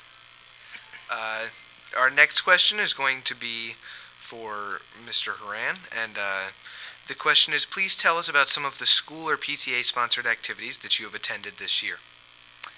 Well, school-sponsored activities, I'm going to go with my apple orchard because I'm out there almost every weekend to mow the lawn and take care of the apple orchard, which is a really nice centerpiece as you drive into Pine Bush. There are all sorts of activities throughout the year. I went to a recent meeting with this PTA group that I spoke to earlier with the special needs. That was very informative. Recently attended a PTA meeting at the middle school, which again, you learn so much just listening. You learn about the pulse of the building, pulse of the community. You find out what's going on, what the concerns are. Gives you a lot to think about, and I think all of that information is just invaluable as a resident and community member. There's ice cream social sometimes at the elementary level. You get some neat things like that going on. Often we have a big Spring Fest activity, so we get to attend that. That's very interesting with the kids. You get to see them in a completely different setting. There's nothing like fourth graders in a bouncy bounce situation. That always gives you lots of memories. So over the years, I've attended a lot of different activities, both community and through the school district. I've also been very active in the teachers union, which gives me a good understanding of issues in the district from a different vantage point, and understanding the importance of our contract language, which is a 50-50 working document between the district and the teachers and other members of the staff. And so all of this information is very important. It all goes together to making very good decisions. All right, thank you very much. Mr. McManus? Well, it should not surprise you as a father of two boys at Linwood that if there's a PTA event, my family is there. From movie night to bingo to Monster Mash. This year, actually, my wife volunteered to run Monster Mash, which I didn't realize really meant that I was helping run Monster Mash. I was told I didn't have, I had to carry all the materials in and carry all the materials out. I don't think I signed up, but I guess I technically did. But I just want to thank the PTA and the PTA Council. I mean, trust me, I know how hard it is to be a parent with two kids and trying to make every meeting and do all the events. And, our schools are so much better off with the PTAs and what they do. It was great. I thought for Linwood this year, they allowed you to buy all your materials ahead of time. That was the first time Linwood did that. And I got to tell you, that took me out of going to stores and arguing over yellow folders and everything else, so I much appreciate it. But really, they don't get enough recognition because the amount of time and effort that they put into those events and doing things for students and kids, while I know that they have a full plate on themselves. And I just want to thank you. All right, thank you very much. Mr. Maguire? The short answer is whatever my kids want to go to is what I go to. The same thing with movie nights and everything else. 2 years ago, I was actually fortunate to be a member of our building cabinet at GES and learned a great deal. And I think that was probably the best crash course in our school systems and operations one could ever hope for. I made the comment last night at our PTA meeting that I was a recovering building committee member, and to which our current building committee member looked at me and sighed and wondered what she got herself into. And I assured her that it was perfectly fine, that it was an honorable commitment to be involved in. I think the PTA does so many great activities and so many great enrichments for our students that they're a real asset. My neighbor, actually, that I've known since I was a kid, in Albany, and now we live next door to each other here in Guilderland, is active in the PTA, and so she does not let a bus stop, drop, or pickup go by without letting me know what's going on, and I try to stay as involved as possible. In fact, we're looking forward to the Deer Dash coming up at the end of the month, and I'm trying to arrange for a little bit of a surprise for the Deer Dash, and we'll keep our fingers crossed that we can pull it off. But try to be as involved as possible. All right, thank you very much. Mr. Simpson? I must admit, this past year I haven't been to as many school events as I would have gone in the past because my daughter graduated from high school, and it's amazing how much your kids focus your life and what you center yourself around. So I do miss doing that stuff. We used to always love going to the football games, the basketball games, some of the different movie nights once they were in the elementary school.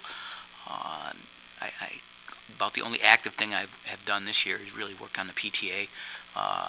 But again, going forward, I think it's important to be visible in the community. But I also think that when you're going to a lot of these events, you need to be one that kind of sits in the background and you're not the center of attention. Because again, when you're coming to these events, parents want to come and watch their kids do things. They want to see what's going on. They don't really want to see what a board member, what's going through his eyes or what's going through his mind. The only time they really want to talk to you at these events, I believe, is if something's going wrong. And God forbid, I hope that when we're at these events, nothing is going wrong and it's all about the kids, because that's what those events are for. All right, thank you very much. Ms. Slack?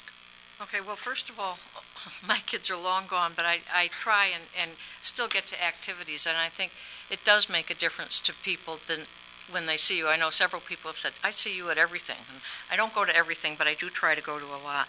One of the things I do is I try every year to join the PTA since 1979. I've probably missed a year or two, but generally I do, and it's just a little bit of support, financial, that I think is important. So whatever school I'm associated with that year, I join that PTA.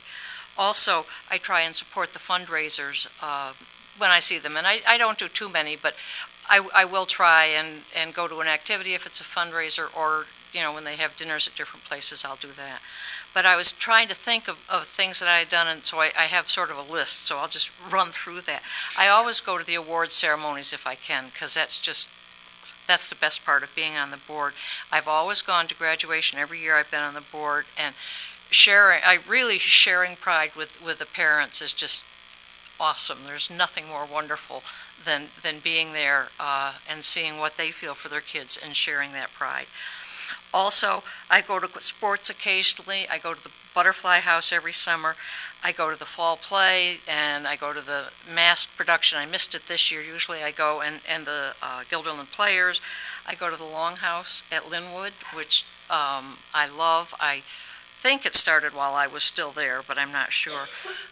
Today, and a few weeks ago, I go to the art openings at the library and see some of the things that our students are doing, and am amazed, because it's certainly not something that I can do. We went to the Pops concert, my husband and I, this year, again, amazed at what our students are doing. And I go to the Focus Luncheon, and also I volunteer 3 times a week at Linwood, helping with the math program, doing what I used to do as a TA. All right, thank you very much. And our final written question for the night, we're going to start with Mr. McManus, and this question is, without respect to cost, if you had the power to make any one change in the school district, what would it be? Sure, I get this question. All right. Yeah, quite the question. My first debate, the last question was, if you were going to be a dessert, what dessert would you be? So this is a little bit tougher. Can you repeat the question? Yeah. All right. Without respect to cost, if you had the power to make any one change in the school district, what would it be? All right, one change.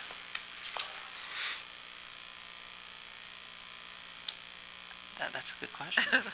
I mean, It's a high, tight fastball right That's there. right, and you get to end it last. I That's know. great. I expect good things from your answer. I mean, I think the bottom line is that the change is that we all have the support we need to make sure that our kids get a well-rounded education. And, if no money is the object, I know there's been talks about inclusion, about OTAs, about other type of positions, the full support that we can offer our students if there's no cost. I also think that it would be great if we had a pool at the high school, as was mentioned on the third floor, since there's no cost. But honestly, it's really, what can we do to help the students? And whatever, whatever is necessary, we do that. And I think we are doing that. I think these type of questions are kind of silly because, like last year, money drops down from the sky. I think that we're doing a great job, and I think we're going to continue to do a great job. All right, thank you very much. Mr. Maguire? You stole my pool joke there. Oh, I'm sorry. No, that's okay. Feel free. I have a hard time with this because I think I need to know what the community needs. Rather than say what I would spend the money on, because it's not my decision to make. It's a decision that the community has to weigh in on. That being said, and since this isn't Family Feud and I can't say pass and move on and come back to the question later, if money wasn't an object, I'd have one teacher for every student, one-on-one. The closer we can get to one-on-one instruction, the more successful our students are going to be. That's unrealistic. But the more we can personalize education for the success of our students, that's where I would dump all my money. All right, thank you very much. Unlimited money. So It's unlimited, exactly. Mr. Simpson? Okay, well, the money guy. yeah, the money guy. Well, first of all, we wouldn't be able to make such a decision, but if we were, this is how I guess I would approach it. I'd approach it that I think that I would be in favor of doing a couple things. One, I would take and make sure that we had inclusion all around, and that would include even the OTA in other areas like we have in Linwood, where we don't have any separation of students. And in order to do that, we'd have to put the proper resources in each of the classrooms, which could either be TAs or professionals or whatever. But that would be able to make it so that every kid would have the same rich enjoyment of an education that they all would have on the same playing field. On top of that, again, we have a wide breadth of students that are here. I think our enrichment program here at the school has suffered a little bit, and I think that if we're able to enhance that program so that it makes it much easier when people go to school, to different areas, that they're able to have a head start. I have two nieces and one nephew that in the school district they went to, much like here, they were able to do a lot of their college education, and two of them one of them graduated already 3 years with a 4-year degree and is going on to law school, and the other one is going to graduate this year after 3 years. And again, I think that's a great thing, and the more we can do to make it so that our students can be successful after they get out of high school, that's what I would be in favor of doing. All right, thank you very much. Ms. Slack? Okay, much as I don't like necessarily the constraints of a budget, I also think that this sounds silly, that we need to have a budget. Students need to appreciate that, and I don't know if students do, but parents do, that we are working within confines to do the very best that we can for everybody. And that's what we want. Now, without respect to cost, there are programs that we could do, the foreign language in the elementary school, and they say one thing. These are things that we've done, enrichment that we've maybe had to cut back on.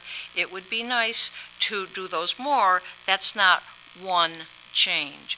And actually, if we could have a larger pool, excuse the pun, of money to work with, I think that it might be nice, but we've also learned responsibility and trying to make sure that each student gets the best that we can give them, and that not everything in the world comes to you on a silver platter, if you will. All right, thank you very much. And lastly, Mr. Horan? I would be an ice cream sundae. Was that the question from last? No. This is what flavor? Chocolate. Very specific. Yes. I am so concerned about the drug issue. If we have unlimited funds to have some sort of a drug czar or drug program or a partnership with local police authorities, I would pour money into that right now. It frightens me that we have buying and selling of drugs going on in our schools.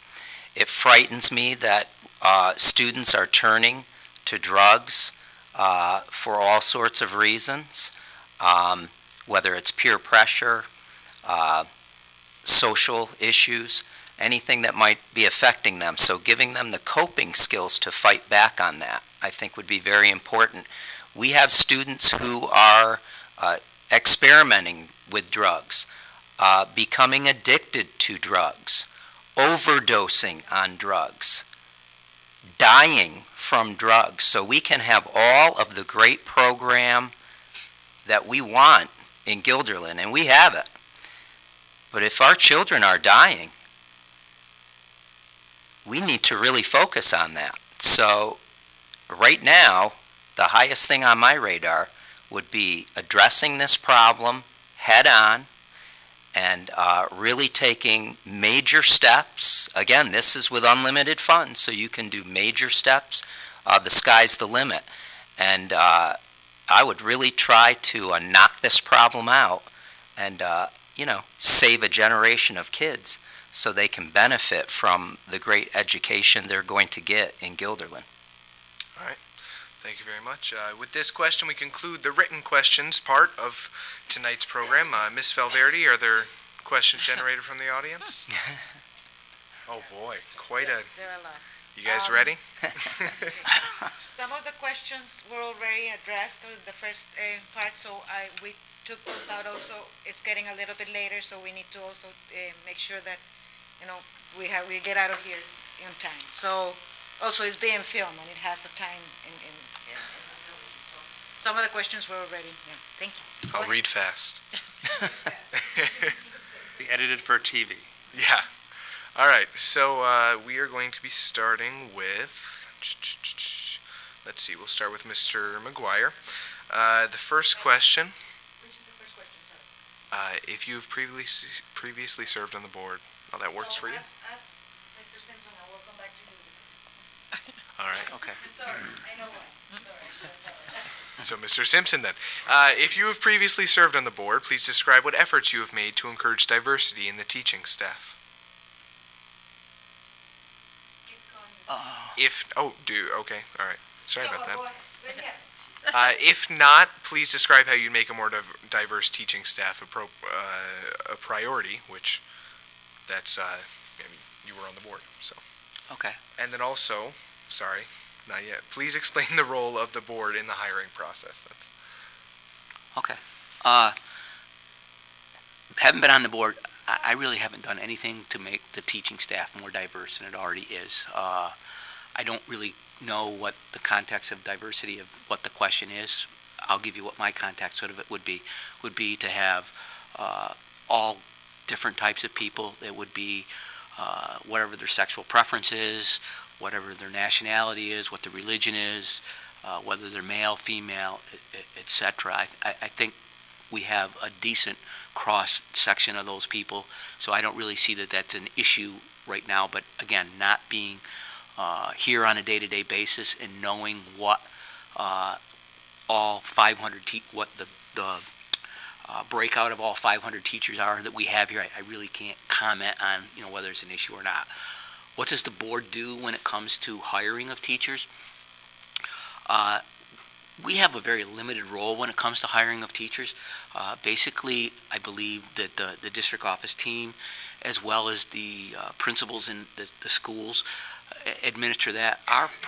What we do typically is they bring to the board recommendations of people that they want to appoint, no matter what the position. It could be for a custodian, it could be for a teaching assistant, it could be for a teacher. And it's at that time that we get to ask our questions about those particular people. For the most part, most of those items are on our consent agenda, and they pretty much go without question unless someone wants some clarity about, what someone's specific skills are or what we did or what was done in relationship to that, how that person came to being hired. Thank you very much. Ms. Slack, I'll repeat the question because it was a long Okay, one. it was a long question. Was it? Yes. It was long. Broken up a little bit. If you have previously served on the board, please describe what efforts you have made to encourage diversity in the teaching staff, and please explain the role of the board in the hiring process. Wasn't there a third part, or did? There was, but you've been on the board before, so I Okay. figured I'd cut that one Okay. out for you. We really don't have a role in selecting the diversity of the staff. We aren't involved in staff selection, and I think that we have to depend on our human resources director as she goes through the people who have applied. And I think that, as with anything, you don't look at the color of skin or whatever orientation you might look at. You look at the quality of the person and what they would bring to the job that they would be hired for. And I like to think that we get the very best of the people who are applying. We do have a terrific job fair that's been started here, to which we get a lot of people coming, and I think that sometimes we get sort of first dibs on people. They seem to like to come to the Guilderland schools. So I appreciate that, and I appreciate the quality of the staff that we have. Would it be nice to have more diversity? Sure, of course it would, but you can only go with the pool of talent that's available to you. And I don't know beyond that how we are reaching out. All right. Thank you very much. Mr. Horan, if you have previously served on the board, which you have not, but please describe how you would make a more diverse teaching staff a priority, and please explain the role or what role you think the board should have in the hiring process. Well, as far as diversity, again, I think it's correct. It depends on your definition. We have a very diverse staff. Everyone is smart. Everyone has their skill sets. And so everyone has a bit of diversity as they're addressing their classroom and their teaching and all of their work throughout the district. I'd like to talk about the hiring idea, which I would not know anything about as a board member. But one thing I would advocate for is that when we do hire new staff and diverse staff and staff from all walks of life, one thing that used to happen all the time in Guilderland is you would have, I don't know if they called it a summer camp, but it was a bit of a boot camp for new teachers. And anytime you came in as a new teacher, you would attend this. It was maybe 2 weeks. It was a lot of training in language arts and writing. If you were changing grade levels, you would have the opportunity to attend that. And that was fantastic. It was a great experience. You got to meet new colleagues. You got to meet colleagues who had been around for a while, so you got the experience and the new. So it was a great blend, and I don't believe there's anything like that offered right now. Again, it would be nice to return. Sometimes the past is prologue. It's nice to return to that every once in a while and look at the history of the district. This was a great opportunity. I know when I first was hired, I met some wonderful staff members, and we were in these little writing groups, and we'd have these great conversations. You'd build up rapport, and then you'd end up in your different schools. One of the teachers that I really liked a lot, Kathleen O'Connell, she'd been around, so she was at Altamont. I ended up at Westmere. Years later, we ended up in classrooms side by side at Pine Bush. So it's kind of nice how you get that circle. All right. Thank you very much. Mr. McManus? Sure. I would say when you become a new board member, you do attend the state mandates. You attend 2 classes, and one of the classes is board responsibilities. And I think it's an important class because it really shows there's interesting charts that show you what the superintendent's role is and then what the board's role is. And the board hires the superintendent hires the district staff, and then from that they hire the employees. The board does approve it. It is on the consent agenda, and we do approve it, and we do approve tenure. And we do look at the reports for tenure. But for the most part, that is a district function, not a board function. There is usually one board member on some of the higher up type positions, principal, assistant principal, there is usually a board member that is on the interview committee and does come back and report back. But once again, it's a superintendent function. And I know I've spoken to a lot of teachers, and one of the hard things is when you do community events and you speak to teachers and they have certain issues and complaints, a lot of times that's outside the purview of the board. And I think it's probably a good idea to explain that more at a board meeting of what the role is of the board compared to the superintendent. But diversity, of course, is important. And as Tim mentioned, what people don't think of is also diversity of ideas and thoughts, and I definitely think that's what Guilderland has. All right, thank you very much. You know, it's an interesting challenge, because I can appreciate the role of the board here is to approve hiring recommendations from the staff and the administration, and the limited role the board has in promoting diversity. That being said, if it's a great concern of the district, then I think certainly some level of outreach would be appropriate. But I'm not an HR professional. I'm not out doing recruitment. So I think it'd be out of place for me to suggest that the best ways to handle that. What I would point to is what Albany City Schools have done recently on recognizing they have a challenge with diversity. And they've partnered, I believe, with NYU to bring people who have I believe it's a bachelor's degree in, to become teachers. And I think the goal in that program is to promote diversity and bring a more diverse section of individuals in that more closely represents the look of the community, because I think your school should reflect the appearance of and the culture and the social nature of your community. And so where you have those deficits, I think thinking about strategies like that and those partnerships, I applaud that. I think Albany took the step in the right direction. If we have that same problem here, it might be a lesson to learn from. All right, thank you very much. The next question from the audience is, start with Ms. Slack this time. 3 of you running for the board have spouses who are currently employed by the school district. Please explain how you avoid any conflict of interest or perceived conflict of interest, especially when employee contracts are being neglected. Also, how will you... Not neglected. Neglected? Well, that's... Negotiated, maybe. That's what it says, neglected right here. Sorry, just reading the question. Neglected? Okay. Just reading the question. Okay. Also, how will you maintain confidentiality regarding any items discussed in executive session? And those who don't have spouses employed by district, do you have any words of advice for your fellow candidates? Wow. Happy birthday. Yeah, that is very tough. I think confidentiality from executive session, where we come to decisions about the rate of the highest rate of pay raises that we can recommend, is critical. And I'm not sure, other than trusting that people know that what we talk about in executive session, well, stays in executive session. It is not public information. It is information that the board is struggling with.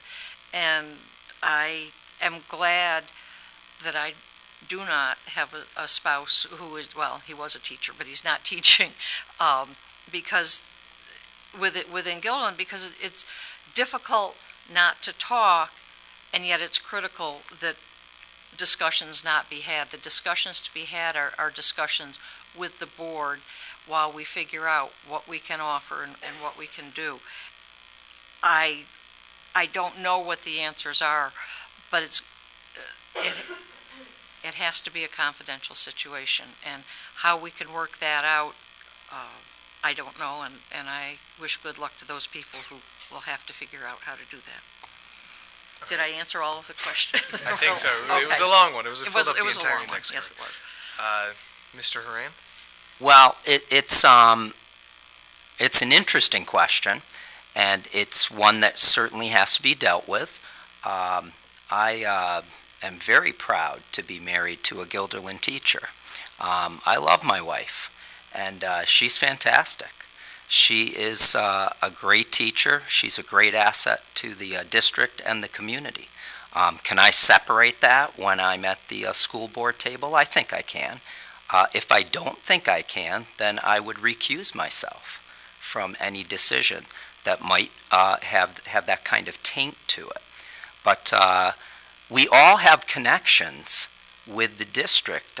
Judy has talked about how she worked at Linwood. Does that mean when there's a proposal about something that would benefit Linwood that she has a conflict of interest? Does the superintendent have a conflict of interest when she's making decisions, again, that might impact Linwood favorably to other schools across the district? Is that a conflict of interest? So I think we're all adults, and we can think through any kind of problems or concerns or any matters that come before the school board. And I think we can be very fair and deliberate and get all of the information and make very informed decisions, whether you have a spouse who's working in the district or whether you have a child that's in the district or a cousin or whatever the case may be. So I don't think it's a real big issue. I think we can separate and you can compartmentalize and you can do what needs to be done. All right. Thank you very much, Mr. McManus. I think this is an easy question. For me personally, I think where the focus is on executive session, and I mean, what I've done over the 3 years is for contract negotiations, when we have a teacher contract negotiations, Tim will not be part of it. When there's assistant principal contract negotiations, I'm not a part of it. And when it involves Allan's wife's position, TA position, he's not involved in it. And just like when the tenure of my wife came up, I was not in the room. Dr. Wiles politely told me to leave, and I did. And I thought that was. So I know people have brought this up, and I don't know. I've never had an issue with this, and it's very simple. Things that are discussed in executive session stay in executive session. I don't know. This question does get brought up, but I know Judy said it's difficult. I don't find it difficult. I find it very easy. I guess with having 2 kids, when I get home, there's much more to talk about than school business, and I'm sure my wife does not want to talk about school business. So, and if you know my wife, I don't really get a word in edgewise. So it's. I'm only kidding. Only kidding. There's some teachers here. I had to do that. All right, go ahead. I'm sorry. I'll get you out of the hot seat. Yeah. Right? Okay. Oh, and I love my wife. By it. Got to do that. I hope you're DVRing this. Yeah. Good. I'll play it back. That might be too late a recovery. It wasn't lost on me, I think, that I was the only candidate up here that a paycheck from the school district didn't come in. And I suggested to my wife, I said, I feel left out. Maybe you ought to look for a job here. But no, I think a lot of good points were raised that, we have to be professional. And my recommendation, well, let me tell you how I handle it. I realize board meetings run late. My wife works for the Gloversville School District. She has an early morning. By the time I get home, she's in bed, and by the time she gets, I'm still sleeping. And I think when we get home, we're more interested in talking about the kids than anything else. I understand the need for confidentiality. Having worked, again, not to sound like a broken record, but again, having worked as an EMT and taking care of patients, I've had to maintain confidentiality. And sometimes it's hard to go home at the end of the day and not tell your wife about the things that you saw. Conversely, she works in a school setting, and she sees some things as well. But she has a barrier in terms of the things that she can't share with me, because that would violate the confidentiality of the students. And I think we get that as professionals.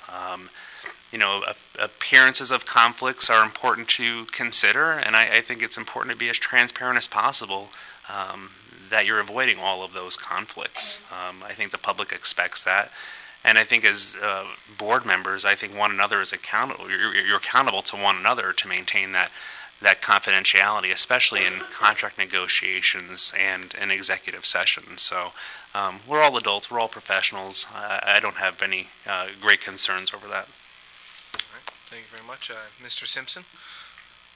I agree with pretty much everything that everybody said. The only points I guess I will bring up. First, I got to make sure I make a point of this. I too love my wife. I don't want to be the only one up here that didn't say that, so. Get the camera when you say that one.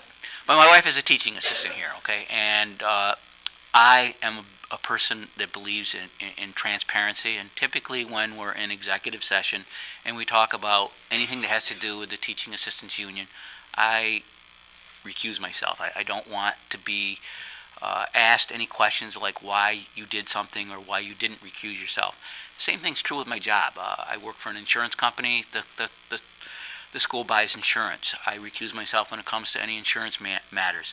I think that that's very important. For the comments about executive session, one of the things we do as a board member when we're sworn in, it's read to us and we basically sign that we adhere to the sanctity of executive session, that everything said there is confidential and it is not to be repeated in public.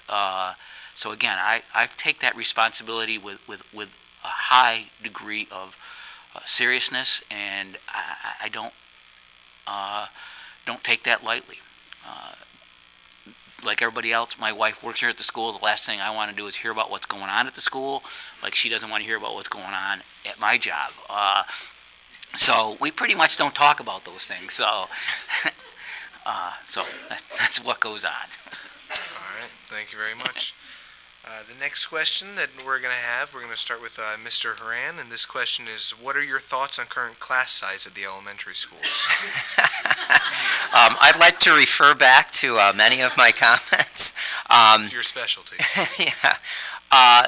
It's, again, class size. I think at the elementary level especially, class size is very important. Although I will add, hearing Dr. Fierro recently at a board meeting speaking about class size as far as lab work goes and having too many students in a lab and a lot of safety issues and concerns, that certainly got my attention. But when you have your youngest learners in the elementary school and there's so much going on and their brains are developing as they go through K-5, class size is very important.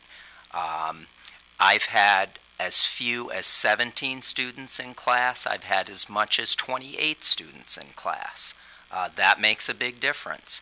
Also, the way education has changed just in the past 5 or 6 years, class size is a huge issue.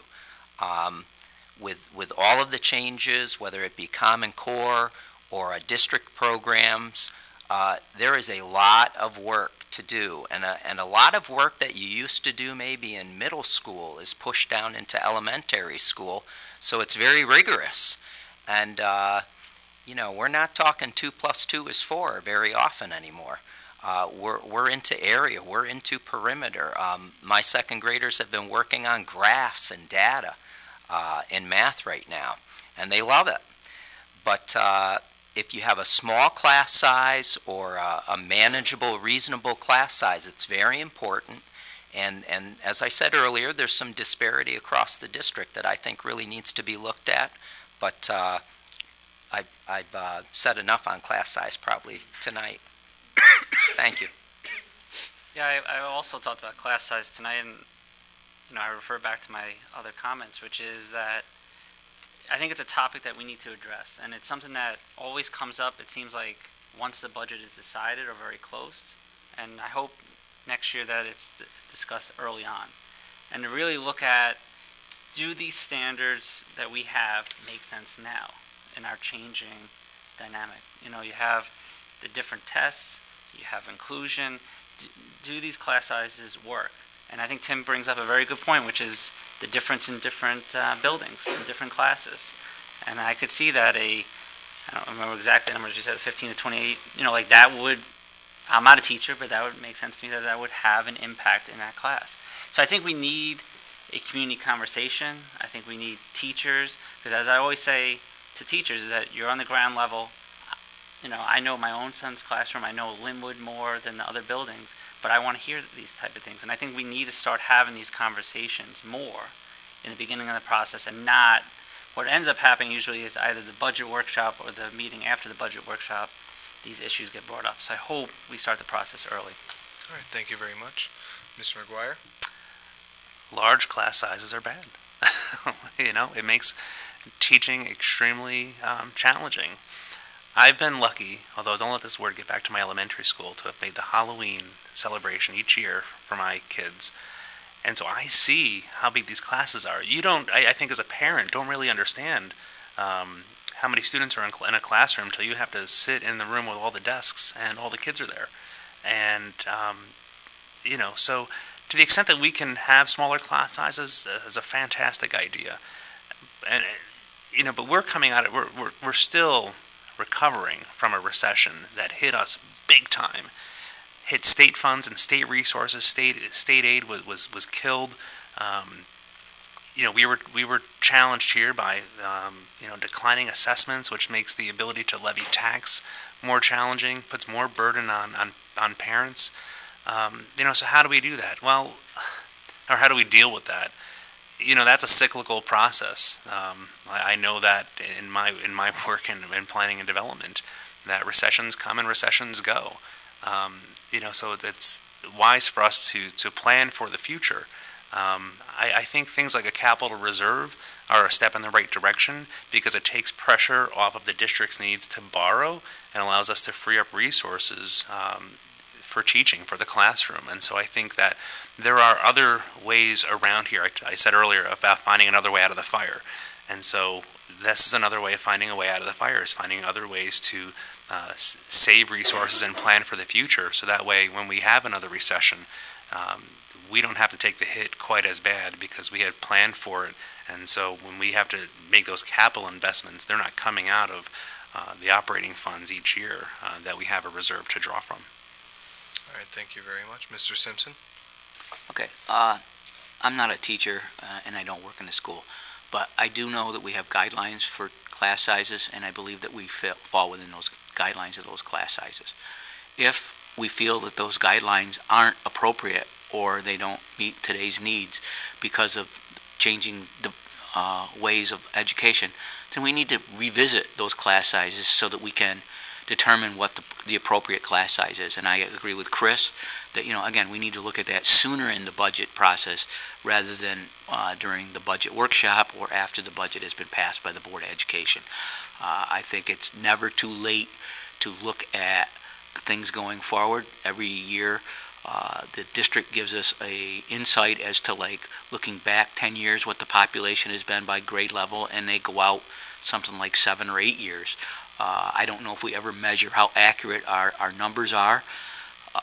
As far as the catchment goes, where each one has a different size of classes, maybe we need to look at the allocation of resources or potentially even redistricting so that we can take and look at where our students and our homes are so that we can make it more equitable and more levels throughout all of the district. And again, there was comments about, adding support in some of the classes. When we have bigger classrooms, maybe we need to add another level of support so that it is much more manageable for the teachers. I think that it's a very difficult issue to have to deal with, but I also think that if we sit down and we listen to different people's ideas and come up with different ways of tackling the problem, I think it's very solvable. As far as the capital plan reserve, it's very important to understand the capital reserve that we would put up is good for only capital expenditures. It doesn't have anything to do with the operating budget, and it's only good for 10 years. I think it's important to have a good level of reserves both for capital and operating reserves, and one of the reserves that I would want to bolster would be our pension reserve because it runs in big cycles. Thank you. All right, thank you very much. And finally, Ms. Slack? Okay. Current class sizes, I have a list here that I've been looking at, and I think with one exception, we are within our recommended allowances. That doesn't mean that it's ideal, but it means that we work very hard to make sure that the classes are within the sizes that are recommended in the contracts. We do get bumps occasionally, and it may be an entire grade in a school, which would be somewhat easier because maybe you could add a teacher. But a lot of times it's one class, second grade at Linwood, is larger than second grade at Altamont. Well, you're not going to move people for a year. What you have to do is use resources the best you can. And Alan mentioned this, perhaps put in a teaching assistant to help if a class is large. I think we notice it more I'm more concerned because I've seen the elementary schools, and that's where our recommendations are that we deal with more, although the middle school there is a problem with number of kids in a science class. We're sort of in a bubble which is getting smaller. The classes are going down. The total class size is getting a little bit smaller so that it may not be a problem for as long. But our concern has to be to do the best we can to balance things out, and if it looks like the classes are going to be higher than what is the recommended size, then we have full-time equivalents in the budget that we could add a teacher if we had to. But it's looked at very, very carefully. And I think this may be where we look at, without respect to cost, what would change would you make? Maybe we'd make classes of 10 or 15. But that's not really realistic, and so we have to work with what we have and the way the population is divided. And almost every year there's one school with one grade that just doesn't quite fit the norm. And the teachers especially, and the parents who are involved, find that that's rough. We do what we can.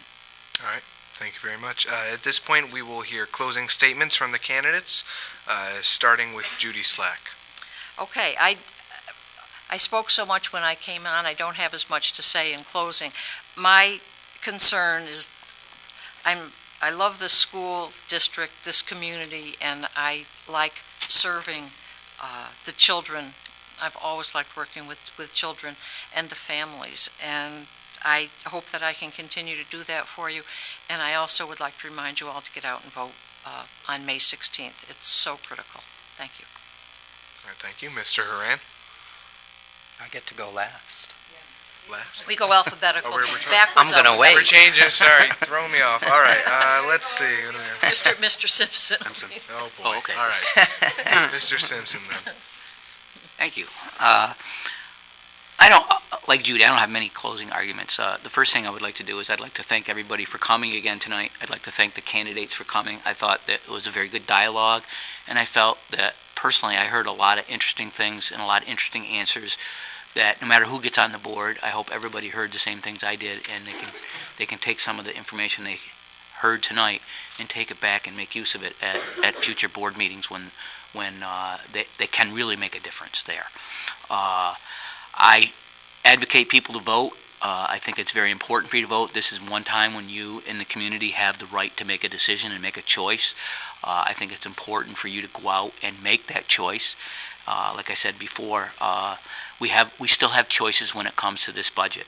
And if we choose to vote no on it, doesn't mean that we are turning down the spending plan. What it means is we get to open up the can of worms related to the reserves that we have and how much excess money we're going to have this year.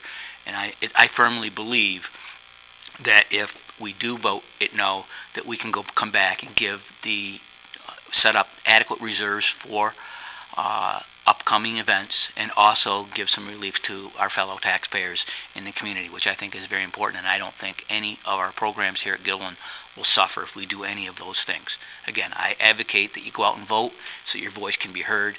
And I thank you again. All right, thank you very much. Mr. Maguire? Well, again, thank you for all being here. This is, such a critical time to make your voice heard. I think as we've learned, every vote counts these days, and you can never underestimate that. I've had years and years of dedication to whatever community I've lived in. I grew up in Albany, had to have a ton of dedication as a volunteer there. And when I moved to Guilderland in graduate school, I found such a tremendous community that welcomed me right away. And I took every opportunity to get involved, from being a volunteer firefighter to being a minister at church. And I think this is the right opportunity to do what I can, again, for my kids as they grow up and spend many, many years still here in this community. I do have a record that you can look to see, what I've done in the past. I'm very proud of what I did for 5 years as a fire commissioner in the next door in Westmere. In 5 years, we held the taxes, and we provided tremendous public service to the community. I made a commitment when that firehouse was being rebuilt, and even though I did not personally vote for the bond to build that firehouse, I was the commissioner who saw that firehouse through to its completion. And I made a commitment to taxpayers that if it wasn't going to be on time, it was going to be on budget. And we never went back to taxpayers for 1 cent more to complete that firehouse. I am very proud of that. I think that it showed a tremendous commitment from the team that was our board and the team that is our volunteer firefighters. And I hope to bring that same resolve and commitment to solving problems here on the board. So next Tuesday, please remember to stop by your neighborhood elementary school and vote. Thank you. Thank you very much, Mr. McManus. Well, thank you. I want to thank the PTA Council again for holding the event, and thank you. This is the best one I've seen so far, so thank you. I just want to say that there was no question about the budget, so I want to make it clear that I do support the budget and the 2 propositions that are before you. I did have some concerns with the budget, but overall I think it is a good budget and it deserves your support. One thing that I learned early on, the first day I joined the board, is when the capacity study came out, and not to dwell on that, but I really learned the importance of open communication, to really go to the community, talk to parents, talk to teachers, talk to staff, and really talk about the values that this school district has, and really understand what goes on the day-to-day operations. And I hope people have seen over the last 3 years that I come to the meetings prepared, I ask questions, I dig for more information, and then I come back and I talk to people to find out even more information. And then I make an informed decision at the end. I know some people are upset about some of the votes I made over 3 years, but I think on this position you can't always make the most popular decision, but you have to make what you think is the correct decision, and that's what I have done. So I ask for your support next Tuesday, but most importantly, I ask that you vote yes on the budget and the 2 propositions. Thank you. All right, thank you very much. And finally, Mr. Horan. Well, thanks again to PTA Council. Great questions, and we really appreciate your advocacy for education on a daily basis. Education is all about the arena of ideas, and you want good, robust debate with lots of information to think about, and then make good, strong decisions. And this is what we do in our schools on a daily basis. It happens in classrooms, lab rooms, vocal and instrumental music rooms, art studios, and within our phys ed program. This is what we do in Guilderland. And that's why I'm running for school board, to work for engagement and empowerment of Guilderland employees and the members of the community, because one comes with the other to work best. My retirement year has been spent in 2nd grade with 23 students who just love information. And they're my kids. They're so cute and funny, and they don't hold back. When we got back from Easter vacation, we're lining up to go to lunch.